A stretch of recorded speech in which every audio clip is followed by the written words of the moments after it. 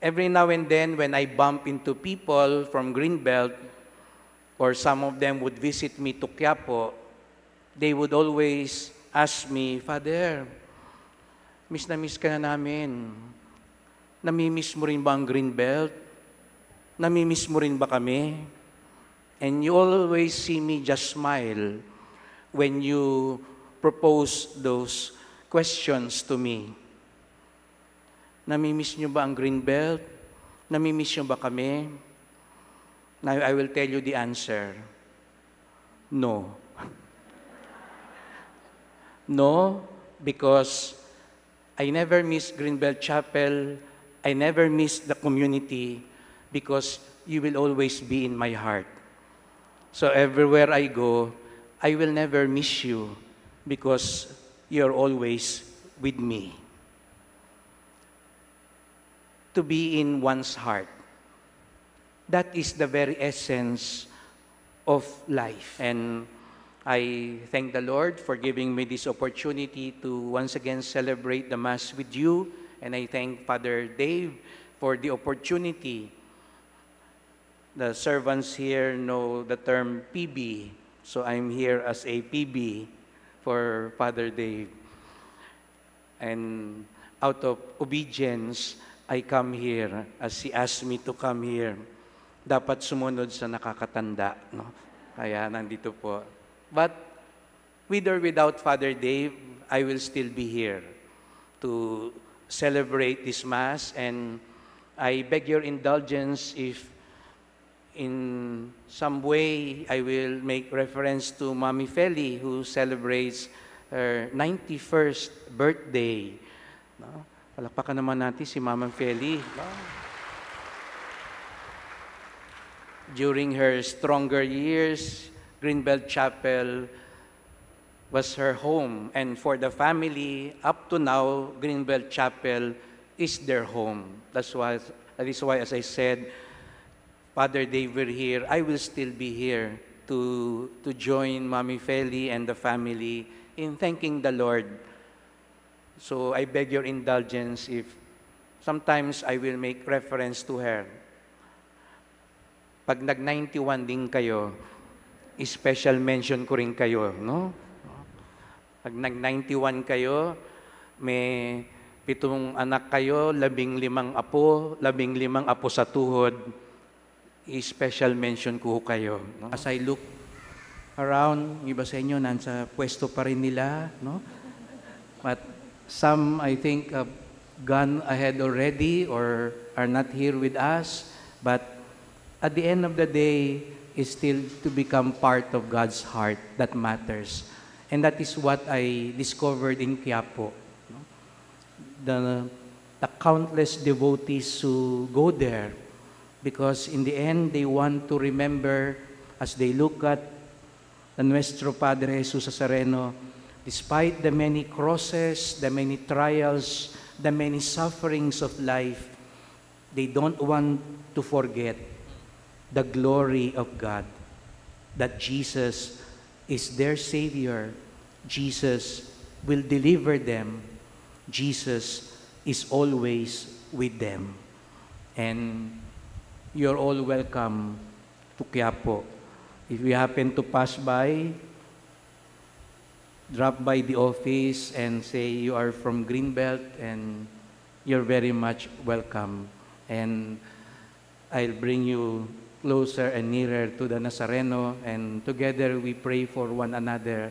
And as I said earlier, I really don't miss you all because you will always be in my heart. Hello. Ako si Father Richard. Good evening. If you don't know me, kasama ako sa music ministry before sa Fishers of Men Choir. Ano? Sampol! Hoy, Diyos mio, por favor. Wala na. Sampol! Natapos na ata. But it must have been surprised for Father June. One day, nasabi ko, Father, i-ordain ako sa America as a priest, and then all of a sudden, I would love to go back home and celebrate the Mass with you in Greenbelt in thanksgiving to the community. So, perhaps in one or another, the way I moved to the U.S. an inspiration to the entire community. I've been serving here sa chapel, but also to Father June to be a leader of the band for me, an inspiration to go on in life journey and become a priest myself.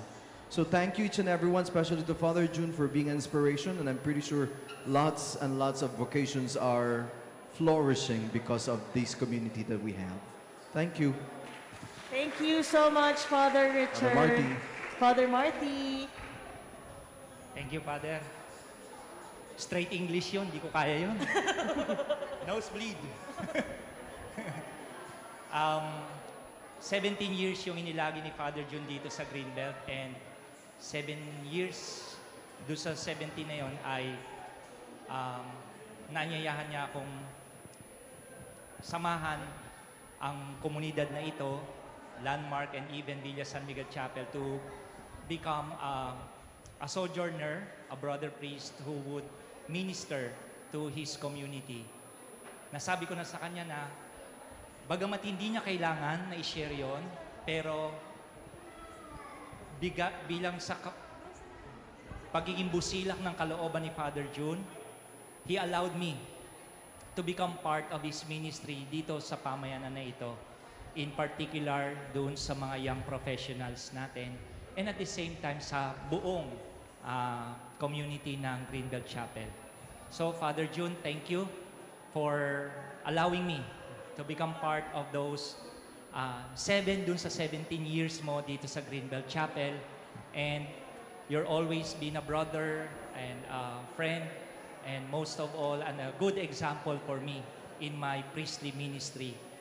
Nagkaabot kami sa seminaryo at bahagi ng masasayang alaala na kalakbay ko sa buhay pagpapari si Father June. So, Father, whatever happens, I'm always here as a brother also to you, a sojourner, and most of all, a prayer partner.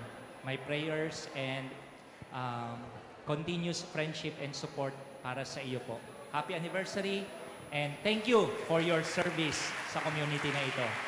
Thank you po. Thank you, Father Marty. Ayun. May we request po the servants to gather around, to gather here po sa first 2 pews. Opo, all members daw to be here. May we request po, servants, Oo. pati po yung nasa likod, to gather in front of the altar. Wala pong special song number. Wala pong mangyayari. Hindi po kayong kakabahan.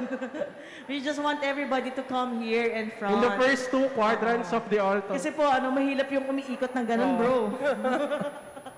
Alright, bro. Eto na, narinig na natin ang messages ni Father Richard, Father Marty, and let's hear it from our beloved Chaplain, Father June Siscon.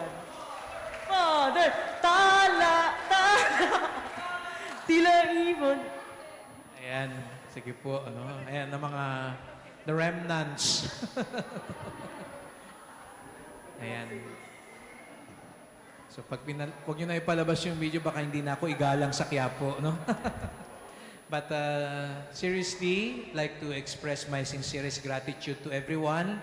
Gaya ng sinabi ko kanina sa Mass, thank you for everything. Thank you for your patience, for your generosity, and thank you for understanding me. I'm not perfect. You know that very well. Although, hiwaga pa rin sa akin talaga yung natatakot sa akin. Dahil sabi ko nga kay Father Marty, hindi nyo pa kilala yung totoong Father June na sa totoo lang mellow na, mas takot nga kayo kay Father Jim kaysa sa akin, hindi ba? Meron na ba ako napagalitan? Hindi. Pero nonetheless, thank you for everything, and I will bring with me all the, not just your beautiful faces, but all the beautiful memories that we have shared. Talagang through the years na nakita ko, naging kalakbay ang bawat isa sa atin. Hanggang sa yan. Di pa naman lumalabas yung mga puting buhok ko. Sa Quiapo na lalabas lahat yan. Sa Greenbelt ay ang pinakita nyo sa aking pagtanggap. It was not an easy journey when I began, and there were a lot of challenges, but really God has shown, siguro nga there is a closure with everything that happened until the last few weeks. No? I think it is a fitting closure to begin a new chapter also for Greenbelt and a new chapter for me. But it is just a new chapter because the storybook that we share continues. Kaya sana po tuloy-tuloy. You will notice, especially among the servants, I would write there, the friendship and prayers continue wherever we are. And I assure you of that. Kaya let's continue our bond with the love of the Lord. Muli po, thank you. I'm sorry kung ano man po ang aking nagawang pagkukulang. At higit sa lahat, continue to pray for me. You're always welcome sa Quiapo. Thank you. Thank you so much, Father June, for that beautiful words.